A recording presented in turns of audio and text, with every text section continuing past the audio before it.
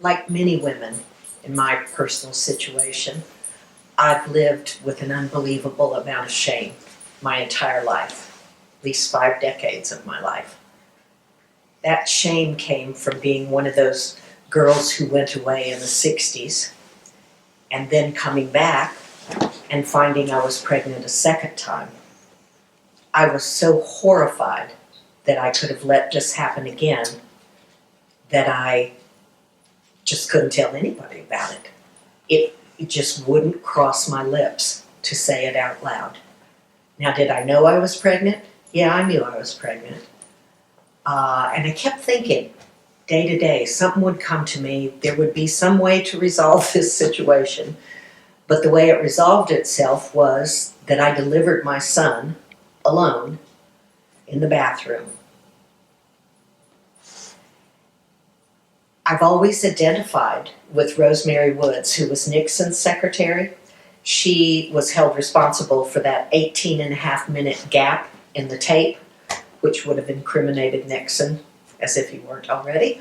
But I felt like I had those kinds of gaps in my life. There were 2 periods during my 2 pregnancies where I sort of pushed pause and went through the pregnancy, delivered each son, and then pushed play again, and life started up.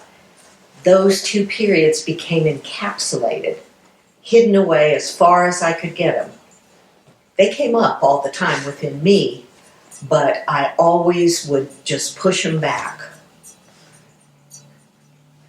Now, I've always worked as a psychotherapist, and when my 2 adult sons found me about 20 years ago, of course it changed my life for the better, and it began some healing for me. The greatest healing I've ever gotten is from doing just what I'm doing right now, speaking, telling my story, and holding my head up. I don't always feel like I can, but the more I tell it, the more I do hold my head up and feel for that girl in her teens who was so alone. Now, in my work, because I've become a specialist in the area of adoption and so forth, and I work with a lot of clients, I find something absolutely appalling. That's the fact that in the last 20 years, I've had 3 clients that delivered their own baby. Why? They didn't want their parents to think ill of them, and they were scared to say anything. Now, this is just one therapist and 3 cases, and trust me, none of those made the papers. These were all very nice, middle class. One was the daughter of 2 ministers. You know, it didn't hit the papers. But you still see it now and then in the papers, where a girl delivers her own child, and everybody's so aghast and so punitive. How could she do that? How could she endanger the child? And it's true. That is a part of the story.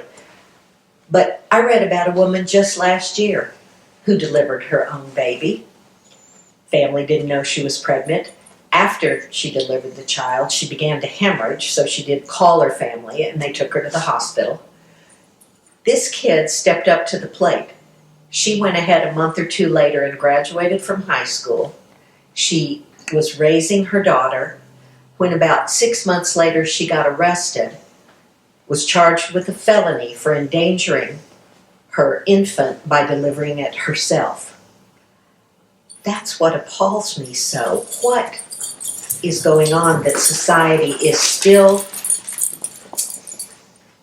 shaming women about reproduction and sexuality, that we would continue in this vein?